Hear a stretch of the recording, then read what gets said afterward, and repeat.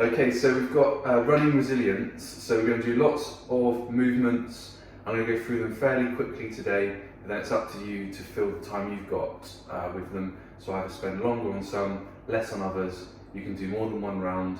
Doesn't really matter how many. Just getting this stuff done at least once a week, maybe twice a week, is ideal.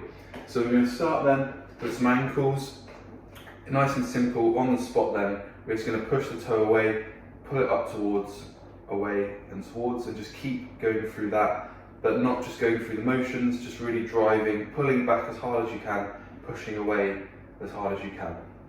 Once you've done that, you're going to go on to side, trying to keep that foot fairly flat as he goes from side to side. Again, pushing as far as you can.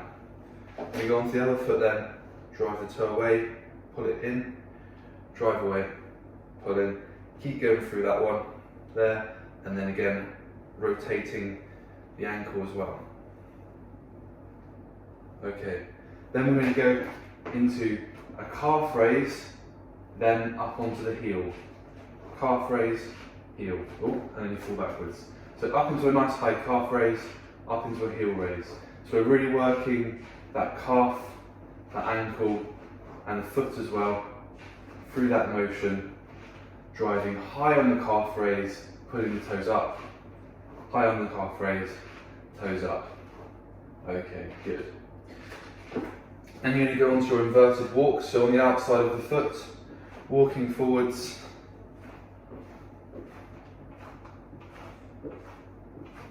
and then coming backwards as well. Okay, there we go. Then we've got our knee drive, so that's going to be on the spot here. We're just going to bring the knee up and drive it high, hold, and down again.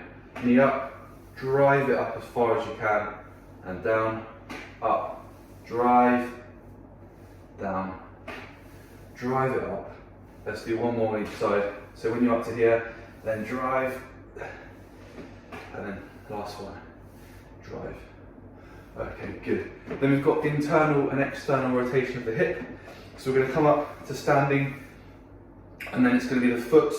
So as the foot rotates inwards, the hip rotates externally, and then the foot out and the hip rotates in. So from there then, keeping this all in the same position, foot rotates in and out, in and out. Okay, and up again. So if you think about this, as the foot comes in, the hip rotates outwards, and the opposite for the other side. So just going from side to side there. Okay, there we go. Next one then, we've got this banded extension, terminal knee extension with a long band. If you haven't got something to connect your band to, then put it around the kettlebell like I have here. Then that goes around the back of the knee. Your other foot, depending on how stable your kettlebell is there, can just stand on the kettlebell handle to stop it moving anywhere. And from there then, after we start here with the knee forward, and we drive that knee back to straighten the leg, and in again, back, and in. There we go. So we're extending the knee joint, building some nice strength there. We'll do the same on the other side.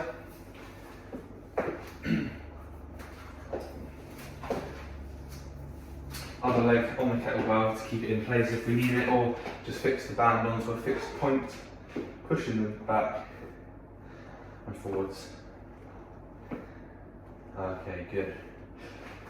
Although that one doesn't really seem that useful, next time you walk up a hill, think about what your leg's doing as it extends behind you as you walk up a hill. It's exactly the same movement. Okay, then we're going to come down to the floor. We're going to come into a kneeling position.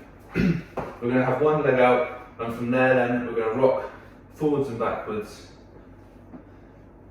pushing this foot down into the floor. Once we've done a few of those, we're going to sit back into the back position, hands down either side of the knee, and we're going to attempt then to lift this foot off the floor for some pulses.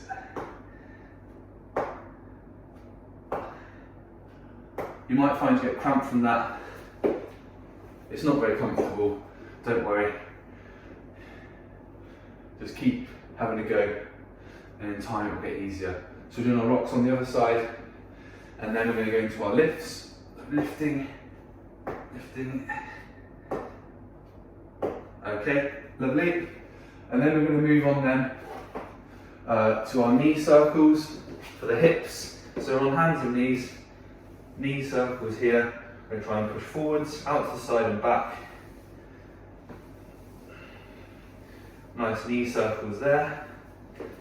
Other side as well, get those knee circles done.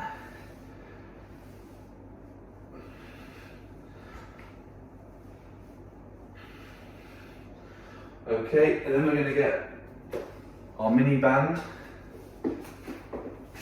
That's going to go around the knees, so we're going to do some clamshells with the mini band. So around the knees, lay onto your side, get comfortable, and then the knee then, pulling the knees apart, little pause at the top.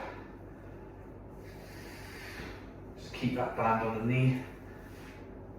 So the clamshells, and then change sides. Do it on the other side. Feet stepped on top of each other. Okay, there's your clamshells.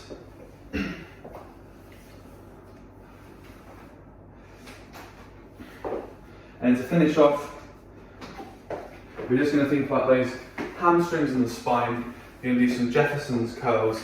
So we're going to stand tall, we're going to internally rotate the hands so the thumbs point in towards your body.